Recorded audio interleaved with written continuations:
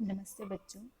हिंदी की क्लास में आज हम क्षितिज पुस्तक में से काव्य खंड के अर्थात पद्य भाग से कबीर पाठ पढ़ेंगे। कबीरदास जी जो है वह समाज में व्याप्त अंधविश्वासों, रूढ़ियों, जातिगत भेदभावों, बहुदेववाद और अनेक बुराइयों का इन्होंने डटकर विरोध किया है। इन कबीरदास जी ने अपने काव्य संग्रह से बताया है कि समाज में लोगों को अनेक संप्रदायों को मानते हैं, अनेक देवताओं को मानते हैं, तो उनका मानना है कि सिर्फ एक ही ईश्वर है, एक ही परम ब्रह्म शक्ति है जिसकी हमको आराधना करनी चाहिए। और समाज में व्याप्त अनेक बुराइयों का उन्होंने विरोध किया है अपने संग्रह के द्वारा, अपने काव्य के द्वारा। कबीरदास जी ने यहाँ पर 7 साखियां जो है वह की है। इन 7 साखियों में जो विभिन्न प्रकार के संदेश दिए हैं, पहले में प्रेम का महत्व बताया है, दूसरे अन्य जो ये है उसमें बाह्य आडंबरों का विरोध किया है, सहज भक्ति का महत्व बताया है, अच्छे कर्मों का महत्व बताया, संत के लक्षण बताए हैं, ज्ञान की महिमा बताई है। तो इस प्रकार से कबीरदास जी की यह जो साखियां हैं, 7 साखियां यहाँ पर संकलित है, जिनको हम एक एक करके पढ़ेंगे। पहली साखी है, मान सरोवर सुभर जल हंसा केली कराही, मुक्ता फल मुक्ता चुगे अब उड़ी अनंत न जाई। मान सरोवर सुभर, सुभर का मतलब होता है अच्छी तरह से, अच्छी तरह से। मानसरोवर में अच्छी प्रकार से जल जो है वह भर चुका है। मानसरोवर अर्थात कैलाश पर्वत पर एक हिमालय है, हिमालय के पास में ही कैलाश पर्वत है। उस कैलाश पर्वत पर एक पवित्र सरोवर है, मानसरोवर। ऐसा कहा जाता है कि यहाँ पर हमारे सभी प्रकार के पुण्य लाभ है उनकी प्राप्ति हो जाती है और प्रभु भक्ति में हम लीन हो जाते हैं। तो ये जो मानसरोवर है बहुत ही पवित्र सरोवर है। तो ऐसा कहा गया है कि मानसरोवर में अच्छी प्रकार से जल जो है वह भर चुका है। हंसा केली कराही, हंस जो है वह यहाँ पर केली, केली का मतलब होता है क्रीड़ा, हंस जो है वो यहाँ पर क्रीड़ा कर रहे हैं। मुक्ता फल मुक्ता चुगे, और यह जो हंस है यह यहाँ मुक्ता फल यानी मोती, हंस जो है यहाँ पर आनंद रूपी मोतियों को चुग रहे हैं। मुक्ता फल मुक्ता चुगे अर्थात ये जो हंस है वह मोती रूपी आनंद के फल यहाँ चुग रहे हैं। तो अब उड़ी अनंत न जाई, यह जो हंस है वह अब उड़ करके अनंत, अनंत यानी अन्यत्र, अब यह यहाँ से उड़ करके अन्यत्र न जाही, कहीं पर भी जाना नहीं चाहते, क्योंकि मानसरोवर में अच्छी प्रकार से जल, स्वच्छ जल भर चुका है। हंस जो है भरे हुए सरोवर में आनंद पूर्वक अठेलियां कर रहे हैं, आनंद कर रहे हैं और मोती रूपी फल को आराम से चुग रहे हैं। तो अब इतना सब कुछ सुख उनको प्राप्त हो रहा है तो वो अन्यत्र क्यों जाएगा, वह कहीं पर जाने की चाह नहीं रखेगा। यह तो था इसका अर्थ। अब कबीरदास जी के द्वारा इसमें जो निहित अर्थ है वह कुछ इस प्रकार है कि जो भक्त है उस भक्त के मन में जो ये मन रूपी सरोवर है, उस सरोवर में स्वच्छ जल जो है वह भर चुका है, उसके मन में स्वच्छता आ गई है, निर्मलता आ गई है और इस शुद्ध आत्मा में, जीवात्मा के मन में हंस जो है विहार कर रहे हैं। क्या कर रहे हैं, ये जो शुद्ध जीवात्मा रूपी जो हंस है, जीवात्मा रूपी जो हंस है वह इस मन रूपी सरोवर में आनंद पूर्वक खेल रहे हैं, क्रीड़ा कर रहे हैं। मुक्ता फल मुक्ता चुके, और यह जो जीवात्मा है वह मुक्ता फल का यहाँ पर है मोक्ष, मोक्ष का आनंद ले रहे हैं, मोक्ष रूपी फल का भोग कर रहे हैं। अब उड़ी अनंत न जाए, तो अब यह जो जीवात्मा है यह उड़ करके ये यहाँ से अन्यत्र कहीं पर भी जाना नहीं चाहिए। मन जो है वो परमात्मा में ही लीन हो गया है, उसको अन्यत्र कहीं जाने की जरूरत नहीं है, क्योंकि उसकी परमात्मा जो है उसके मन में ही निवास कर रहे हैं। इसलिए उसको अन्यत्र कहीं खोजने की आवश्यकता नहीं है, क्योंकि उसका मन पवित्र हो गया है और पवित्र मन में वह परमात्मा की छवि निवास करती है। इसलिए वह जीवात्मा अब अन्यत्र कहीं और उसका मन लगाना नहीं चाहती है। पुनः देख लें, मानसरोवर सुभर जल हंसा केली कराही। मानसरोवर में अच्छी प्रकार से जल भर चुका है। हंस जो है वहाँ आराम से यहाँ पर क्रीड़ा कर रहे हैं। मुक्ता फल मुक्ता चुगे, और मोती रूप का फल जो है वह आराम से चुग रहे हैं। अब उड़ी अनंतर न जाए, अब वह उड़ करके अन्यत्र कहीं पर भी नहीं जाना चाहती है। उसी प्रकार मनुष्य के जीवन में भी उसके मन में आनंद जो है, ये जो मन है उसमें, मन रूपी सरोवर में आनंद जो है, आनंद रूपी जल जो है वो भर चुका है।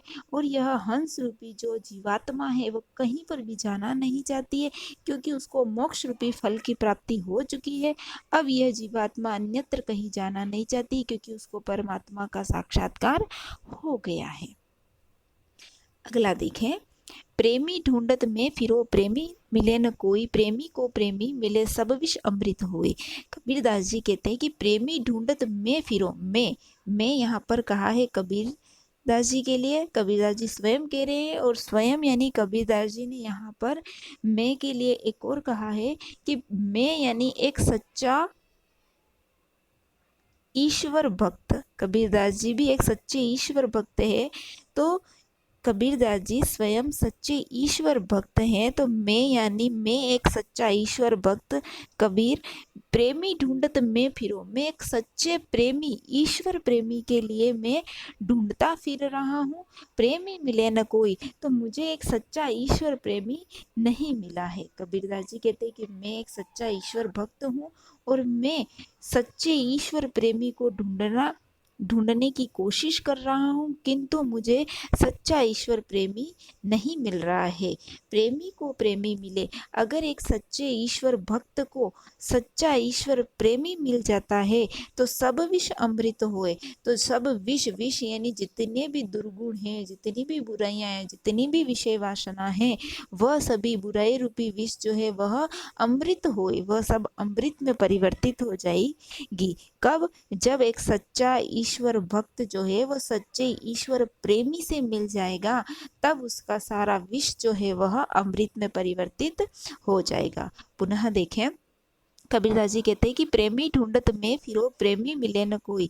कबीरदास जी कहते हैं कि मैं एक सच्चा ईश्वर भक्त हूँ और मैं एक सच्चे ईश्वर प्रेमी को ढूंढता फिर रहा हूँ, लेकिन मुझे प्रेमी मिले न कोई, लेकिन मुझे सच्चा ईश्वर प्रेमी नहीं मिला है। मैंने बहुत प्रयत्न किया लेकिन मुझे नहीं मिला।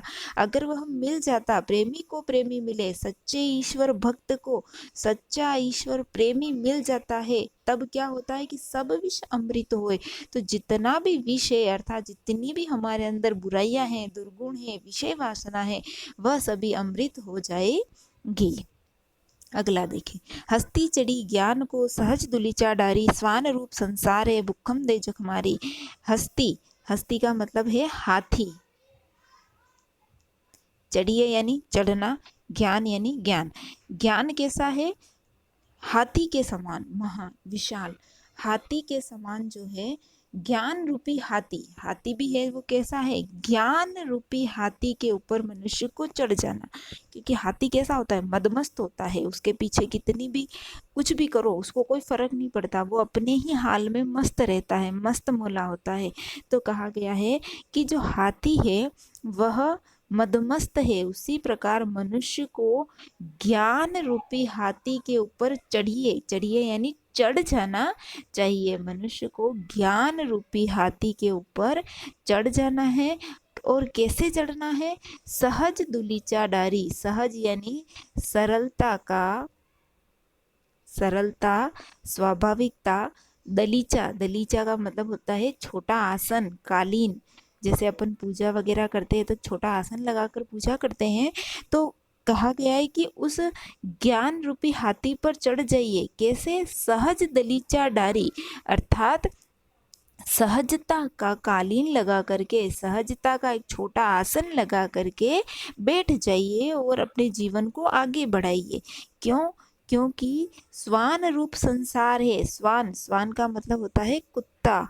कुत्ते के रूप में यह जो संसार है, अर्थात ये संसार में रहने वाले जो लोग हैं वो कैसे हैं? स्वान रूप। स्वान यानी कुत्ते के समान है, अर्थात कुत्ते का कार्य क्या होता है? भौंकने का कार्य होता है, चाहे वो कोई भी हो। तो उसी प्रकार ये इंसान जो है वह भी एक कुत्ते के समान है। चाहे कार्य आप अच्छा करोगे, चाहे कार्य आप बुरा करोगे, फिर भी आपकी आलोचना वह करेंगे ही। तो मनुष्य को आलोचना के ऊपर ध्यान नहीं देना है, अपितु अपने जीवन को ज्ञान रूपी हाथी पर चढ़ा करके अपने जीवन को आगे बढ़ाते रहना है। क्यों? भूकंप दे जख मारी। भूकंप यानी भौंकना।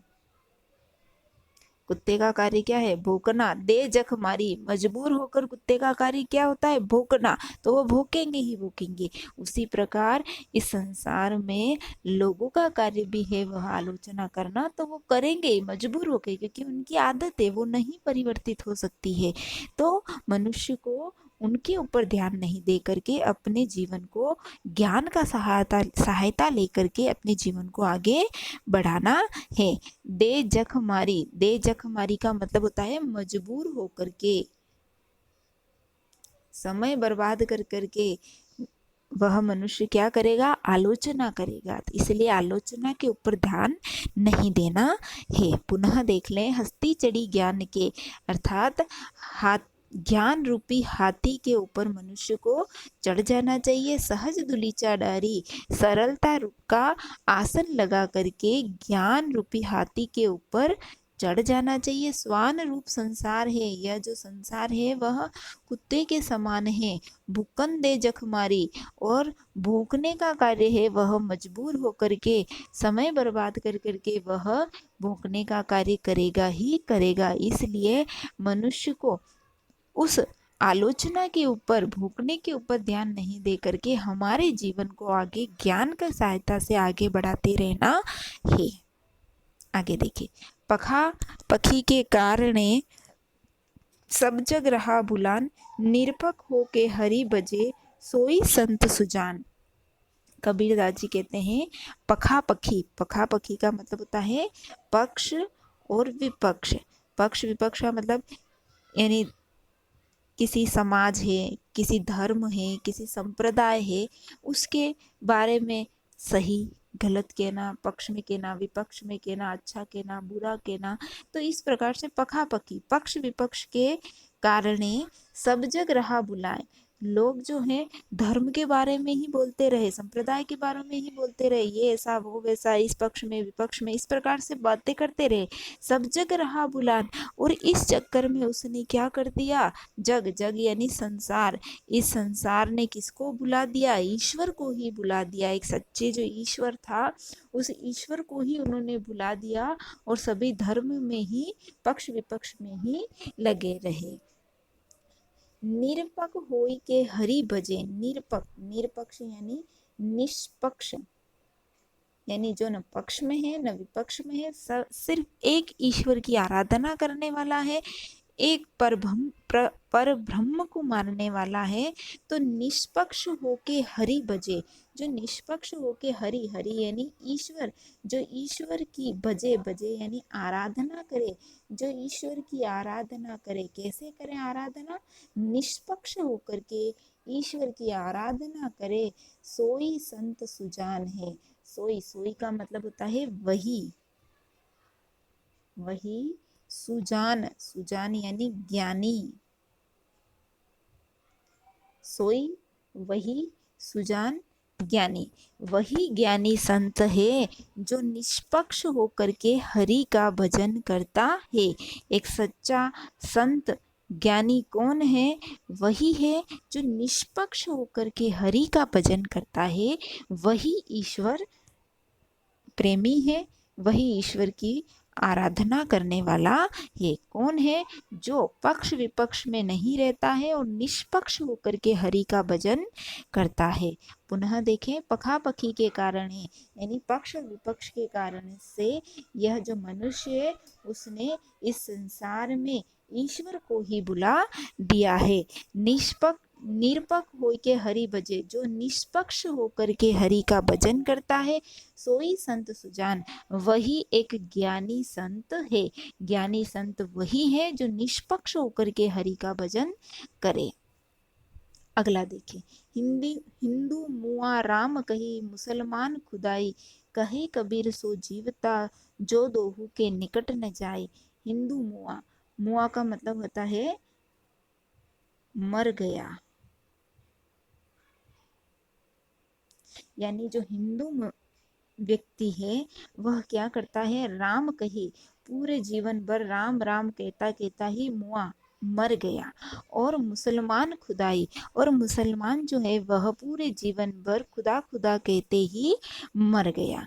कहे कबीर सो जीवता, कबीर दास जी कहते हैं सो जीवता, जीवता यानी जीवन जो है उसका, उसी का जीवन सार्थक है, वही सच्चे अर्थों में जीवित है, उसी का जीवन सार्थक है जिसने क्या किया, जो दोहू के निकट न आए, जो दोहू के निकट नहीं, अर्थात जो दोनों के निकट नहीं आए, किसी एक धर्म को नहीं माने, वो बस केवल एक ईश्वर को माने, जो न हिंदू है, न मुस्लिम है, न सिख है, न ईसाई है, बस केवल एक ईश्वर है और उस एक ईश्वर की ही आराधना करे, उसी का जीवन जो है जीवता, उसी का जीवन सार्थक है।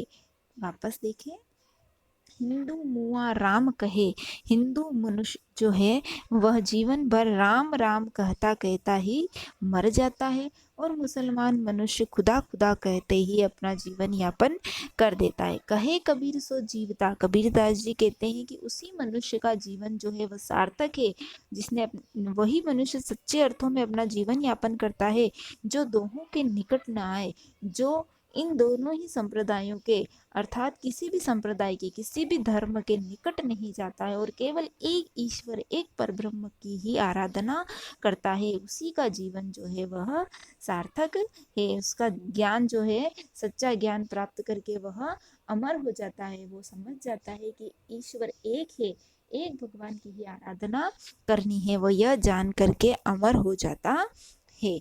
विभिन्न संप्रदायों में नहीं जाकर के सच्ची ईश्वर की आराधना यही है कि वह सिर्फ एक ईश्वर की आराधना करे, पर ब्रह्म की आराधना करे।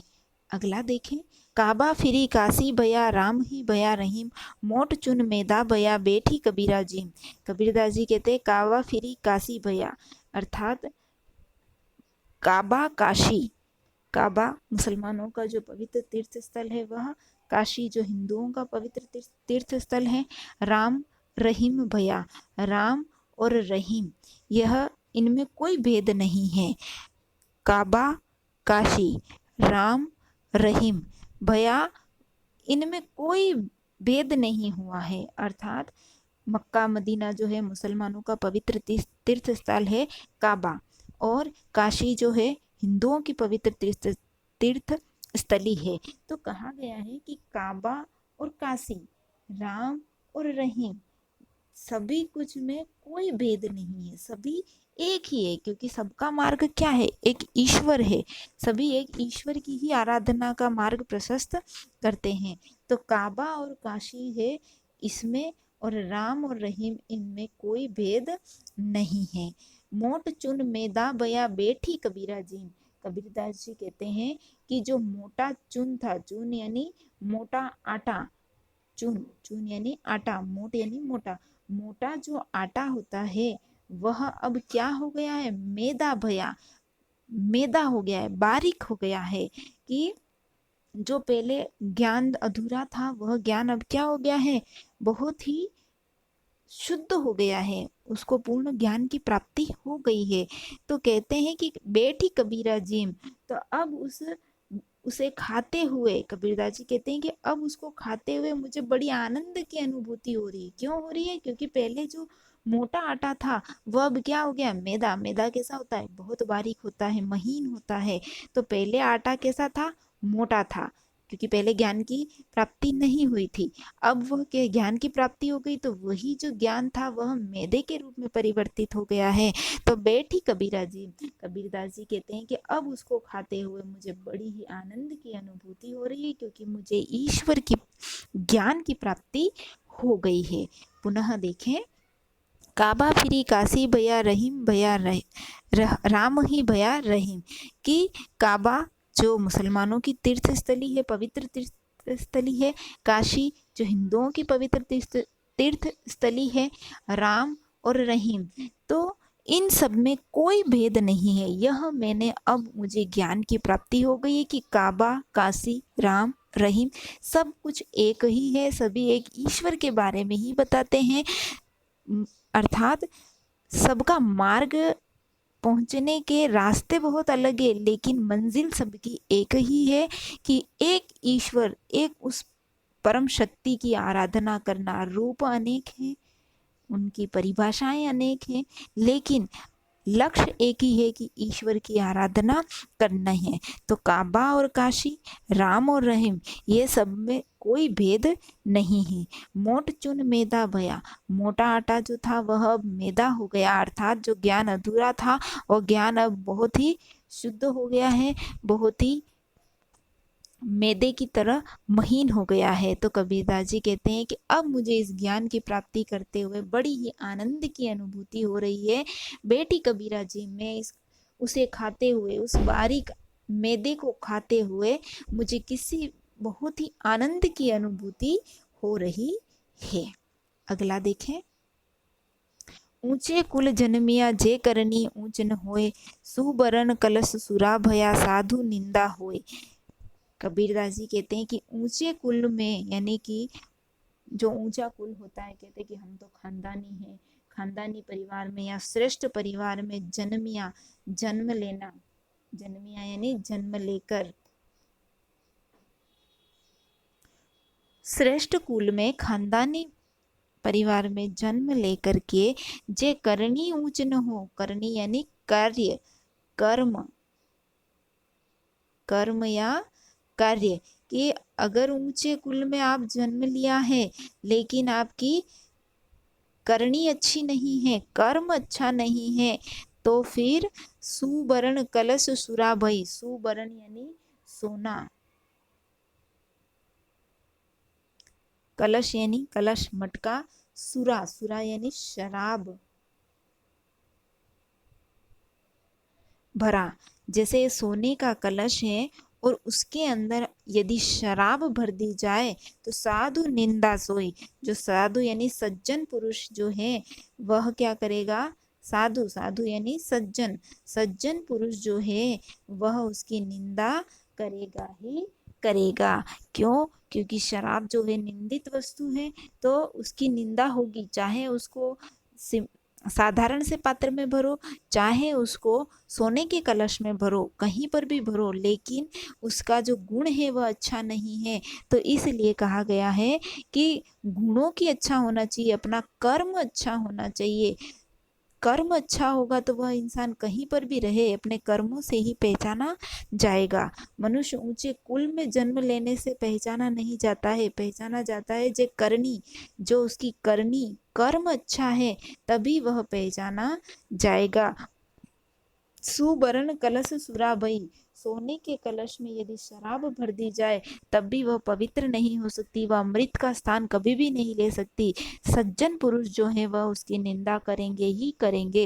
अर्थात आप बुरा कार्य करोगे तो सज्जन मनुष्य आपके कर्मों की निंदा अवश्य करेंगे, वह निंदनीय कार्य है तो निंदनीय ही रहेगा। आप चाहे उच्च कुल में करें चाहे निम्न कुल में रहकर गिरे, कोई निम्न कुल में जन्म लेकर भी अपने कर्म से बहुत ही अच्छा कार्य करता है तो साधु मनुष्य उसकी प्रशंसा ही करेंगे। तो कहा गया है कि ऊंचे कुल में जन्म लेने से मनुष्य के जन्म सार्थक नहीं हो जाता, जन्म सार्थक होता है उसके कर्मों से। अगर कर्म अच्छे हैं तो सज्जन मनुष्य उसकी जरूर प्रशंसा करेंगे। सोने के कलश में शराब भरने पर वह कभी अमृत नहीं बन सकता, वह कभी अच्छी प्रशंसा योग्य नहीं हो सकता, क्योंकि शराब निंदित है तो वो निंदित ही रहेगी। इस प्रकार से यह कबीर की 7 साखियां हैं, आप इनको पुनः पढ़ें और नीचे जो प्रश्न दिए हैं उनके उत्तर लिखें। धन्यवाद।